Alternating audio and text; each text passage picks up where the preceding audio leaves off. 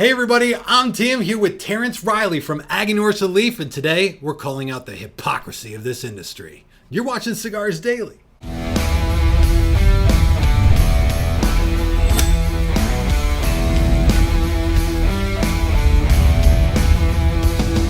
Hey, get more out of this and all our videos when you watch them on cigarsdailyplus.com, where you'll find stuff like coupon codes and extra content of Terence and I jibber-jabbering along with these videos. And today we're talking about the hypocrisy of our industry. And I'm glad that you're physically here because I want to call it out. I'm glad. Let's just face to face, mano a mano. Bring it out into the light. Yeah, throw it out. So here's the deal.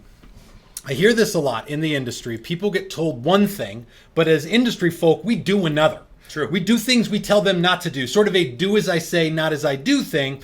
When I was a kid, my dad taught me how to drive. And one of the things that he told me was, son, when you start driving, I expect you to drive at or under the speed limit. This is something he never did.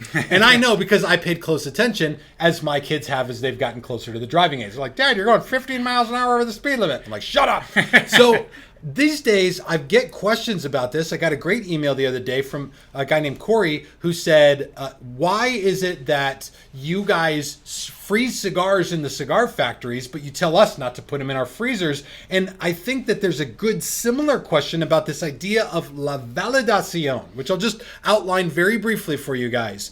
And you tell me if I'm wrong. Validación is named after this process that you guys do of validating the cigars you're receiving. Correct. You get cigars in from the factory. They've been on kind of a long journey, so you test them out to make sure that they're what they're supposed to be. Exactly. But at the same time, in this industry, we're telling you guys constantly not to do that. We send you cigars or you pick them up at your brick and mortar and we're like, well, you should definitely put those in your humidor for, 27 weeks and make sure the humidity's right and it's outside of our return policy. And so how the hell is this supposed to work? How are people supposed to validate for themselves? And ultimately, I know a lot of you guys open up the box when you get it, and you smoke the damn things right away. That's what I do. Right off the truck. I want to, right off the truck. Hashtag ROTT. Yeah. How does this work? What do you recommend to people? What do you do? Why is it different? And is this truly hypocrisy, or is there another way to look at it? Such a great question.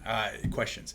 So it's kind of like those car ads where you see an advertisement on TV for a new SUV or a Jeep or whatever, and it's driving through a mountain in the Himalayas and bouncing all over the place, or it's on a racetrack doing 380s and all this crazy stuff, and they put in a little thing like professional driver, right, do not tempt at home, right? Yeah. And so it's kind of the same thing where when the shipment gets in, we're testing it out under more extreme conditions because if it can perform under those conditions, when you perform validate the cigar at home, you're doing it under more ideal conditions. So if it does it under our conditions, it'll do it under your conditions. So that's really the difference of it. We're testing it out at a stage that is not 100% ideal, obviously, to enjoy a cigar. But if it performs well then when you get it at your house and you've let it sit in your humidor for 27 weeks and the shipping return policy is over, you're actually experiencing it to its greatest degree possible. And so that's kind of the idea with it. And we do that with a lot of things. We do that also in terms of like the tobaccos. I mean, we go to the pilones and we taste them during there, like the fumas. The fumas that we smoke at events, those are finished fumas. That's tobacco that's been completely fermented, cured, aged, everything. But we're doing that even during the pilone period where you're testing it out. But that's not really what you would want the consumer to experience. You'd want them to experience the end result. Right. So the validating part goes throughout the process. Absolutely. I mean, it's not just you get them in Miami from Nicaragua or wherever, and then suddenly you're like, I'm trying this product. Yeah, better try this out. Yeah. Better make sure it's what we ordered. But at the same time, you want to know that every part of it works just right. Now, for people who are getting these, to get them in the optimal condition, what do you actually recommend? We do recommend them going into the humidor at least for a week to acclimate, because again, they're coming in from us, and then we're in Miami. It's very humid in Miami, and then they're shipping out here where it's very dry, or it's wintertime. They're shipping from Miami where it's warm to 0 degrees, and it's on a UPS truck for how many days and everything. Right. And so again, it's not that you can't enjoy it, and many people, like you said, they just open the box, they start smoking, and that's hopefully the case. We want that to be the case too. That's why we test them under the conditions of coming right as they come in. But ideally, you want to let them acclimate in the humidor so that your experience is optimal. I've learned about a lot of this working in the cigar industry from something you'll be intimately familiar with, and that's rep samples. Yeah. A new cigar is Yeah. going to come out, and here's basically how it goes. The rep brings the new cigar to you that they've got in probably a travel humidor with humidification in it. Reps know how to take care of cigars, but they've also travel all day long. And so the cigars, sit in the car when they go to lunch, and they go in and out of cigar shops, and they get opened 30 times a day. So it's not like the ideal place to keep your cigars. Then a shop owner gets a sample, and you're expected to light it up and make a judgment on this cigar that's been through basically a cigar battle zone. Yeah, I went through boot camp. Yeah, exactly. And so it's the experience is not always the same, but again, it's the same sort of idea with validating. Like, you get a cigar that's not in the optimal condition, and I've really seen this a lot. There was one cigar I talked about on the channel very recently where I got the sample of it, and I was like, oh, like, this is not what I want it to be. And so I ordered not as much as I thought I should have. Got them in, and they were 10 times better, like an incredible cigar, and the sample maybe was battered more than usual. I don't know, but it was really an incredible experience for me to see like a little bit more time of resting a cigar gives it a much better overall experience. I think that we send little cards to people that say, hey, rest your cigars. Your cigar's been on a long journey, and we try to recommend 3 days because we know that no one's going to wait that long. Like, we wouldn't wait that long, so we wouldn't expect anybody else to, absolutely. right? And again, that's why we validate in an earlier stage, is that we want you to be able to open the box and smoke them and love them just as much as you would under ideal conditions. That's why we do it. But yeah, a little bit of rest does not hurt, and it does improve the likelihood that you're going to have the best experience possible. Now, this is the big thing. This is what really matters here for everybody at home who's not going to wait 27 weeks to let them perfectly acclimate. They want to do the Terence Rilley style. They want to validate. What the hell do you validate? I mean, you just light it up and you're like, no, that's more or less good. Like, ship them, So what we really do is there's a lot of factors, and some of them are even beyond the cigar. So we look at the box. Is the box correct in terms of how it's labeled? Not to interrupt you, I have to say, when Aganorsa Leaf did these Validación boxes, there's one of the best presentations I've seen of a brand that's cohesive all the way across the line and gives a clear, clean presentation, easy to spot on the shelves. This was knocking it out of the park. I was so glad to put it on my shelf. So you start by looking at packaging. You make sure the bands aren't on inside out. And then also sometimes varnish. You check for smell, make sure that the box doesn't have a varnish smell to it. That can be bad, obviously, if that's there. So you start with those things. There's a few cigar smokers sitting at home being like, yes, I've gotten some varnished cigars before. And they don't. That doesn't improve the experience. Yeah, it should give you a little bit of a buzz. It shouldn't get you hot. and then you take the cigar out. You kind of look at it. You feel it. You make sure. Okay, this is not too. And when you're soft, what do you feel for? You're feeling for soft spots when you're looking for that? Soft spots. Both. I mean, if it's brick hard, that's usually concerning. Or if it's you can touch your fingers together, that's a concern as well. So you want to make sure that it's kind of packed the way that it should be.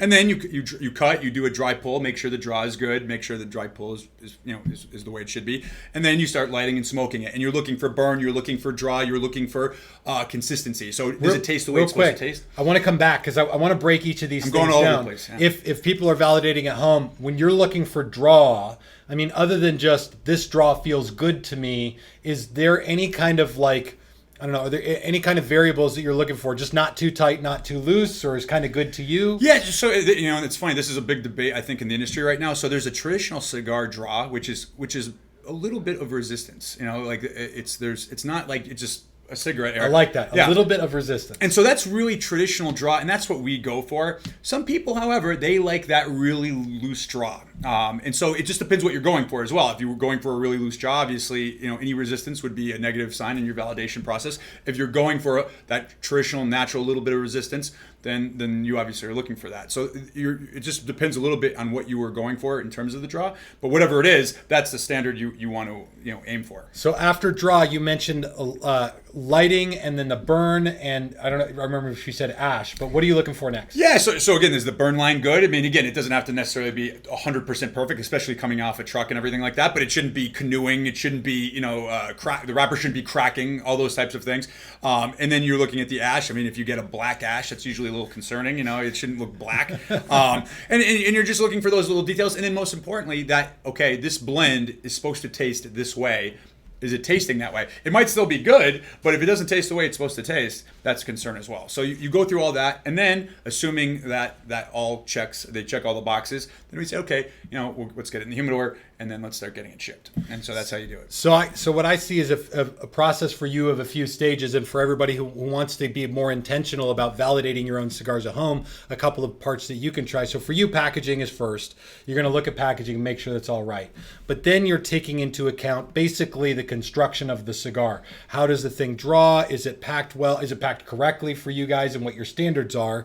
And then with you light it up and you're looking for that burn, you're looking for sort of the color of the ash, but maybe mostly the burn. Yeah. And then the flavor is sort of the last little bit of that. Yeah, which is in some ways the most important, because if a guy consistently smokes a cigar, he's looking for that particular experience every single time. And so even if it's good, it could be good. You could be like, oh, this is great. But if it's not performing the way it performed the last time or has always performed, now you have a little bit of a problem, because that guy might be like, hey, this isn't the same cigar. Yeah. So that's really what you want, because you want the person to go back over and over again with the confidence that every time I taste this Aganorsa Leaf Validation Habano, it's going to taste like this. And that's really what you want. That's when you have that confidence of, there's so many cigars in the humidor. What do I smoke? Well, I know what this is going to taste like. And that's really a powerful thing. And that's what we aim for. Now, I know Aganorsa as one of the sort of elite brands that, you guys grow enough outstanding leaf that everybody wants you to roll for them.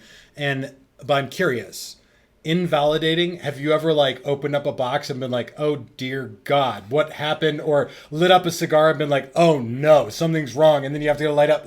What's the weirdest thing that's happened when you've gone to validate? Yeah, I mean, so one time there was tuna fish packs in the box. Wait. The cigars were missing, and there was tuna fish. Wait.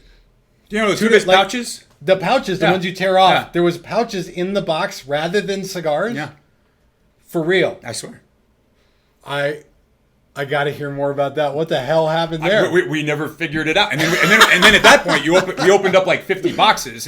First of all, we thought it might be cocaine or something. So you open the pack. It's like, okay, thank God it's tuna fish. At least it's tuna fish. Terrence is rolling up $100 bill. He's like, open that for me. and then we opened literally every box from that shipment. And that was the only one. And so somebody, I don't know, they decided to grab some cigars, and to make sure the weight was right or something, they threw a couple of packs of tuna fish. And so there's most of, that was one time I've ever. But that's so weird. Usually it's something like maybe the secondary band was wrong. Maybe they put on the wrong secondary band, or they put the band up too high, so it was too close to the top. Or those things happen, and then when that happens, you open more. So usually you just kind of randomly do it, and then if everything goes well, then you go okay. But if you find anything wrong, you have to kind of do it on a larger scale to make sure that. Is this a one-time thing, or is there a whole bunch of stuff that's like this? I'll say this too, this is a really good point, because a lot of people ask about boxes that you end up getting. You get them from the brick and mortar shop or wherever you get them from. You find that the seal on the box has been cut, or the sticker that seals it together has been cut, and people are like, what's going on with this? And there are several stages through the process where a box might get opened to be reviewed for some reason. At the HQ here, if we get boxes and we open a couple of them and there's cigars with white spots on them or issues like that, then it's standard routine. We open everything we got from that cigar maker in that order, and probably for one or two orders after. Just to make notify them. One time I opened a box of cigars and all the bands were on upside down. I've seen that. Suddenly you've got to be like, okay, what the hell else is going to go wrong? And even in the manufacturer level, you guys are checking the product constantly to make sure that it's exactly what you want people to get when they get it. Yeah, there's so many things that can go wrong. I mean, even things like, I left this out, it seems like a minor thing, but when we take the band off, does it come off well? Yes. Because that drives people crazy. And you could do everything right. The guy takes the band off, tears the wrapper. He doesn't go, well, everybody did their job except this one person. They go, bad cigar. I got a bad one. Right. And so all those things add up, and you have to be checking these things constantly through the whole process. And what we do when it reaches Miami, that's just the last part. That's the final check. But they're doing that the whole time at all levels. That's amazing. Yeah. It's an amazing process with just tons of human hands involved, making sure that every little detail is right. And, I'll say this as my last thing. At Cigars Daily in the last 5 years, the thing that we've learned that we value here now is that love, the thing that people love about it, what creates love for it, it's all in the details. They say love is in the details, and it's clear that you guys are committed to that as well. And I want to tell everybody watching this, if you want to validate your cigars, I absolutely recommend that you do. You get, an Aganorsa sampler or a box of Aganorsa, open them up, try one out, take a look at those few stages. You can check the packaging, but check the construction, check the flavor, just make sure that it's sort of where you want it to be, and then putting it into the humidor for however long is recommended will only do your collection a little bit better and make them a little bit more enjoyable. I can't validate alone. I need help. And there's also benefits. Like if you get a call from the office and the boss says, hey, I need you to come down here, I'm validating right now. As soon as I'm done, I'll be there. Sounds much more important. I got a guy that sent me a text message with his conversation with his wife where it was his day off of work. And, this text message say, hey, honey, I need you to run a couple errands. And he goes, I'm validating right now. And she went, oh, okay. Let me know when you're done. She had no idea what he was talking about. So it has a lot of advantages. So please help us validate. And of course, the big question for you guys is this. When you get new cigars for your collection, what do you do? What's your process? What's your ritual? Do you let them sit for a long time? Do you smoke one right off the truck or right out of the box? Like, how do you go through this? If, the longer that you're in this, we all sort of develop our own rituals for how this stuff is done. Explain that down below. And if you're just getting into cigars, the comments in this video are a great way to learn more about how you might care for your collection. And I want to thank you too. Fist bump again. It's the arm. Thank you again for hanging out with me, brother. It is always a privilege to have you around. Oh, greatest day of our lives. We got to share it together. Yes, sir. All right, guys, this is Tim and Terrence. We are both signing off for Cigars Daily. We'll see you in the comments.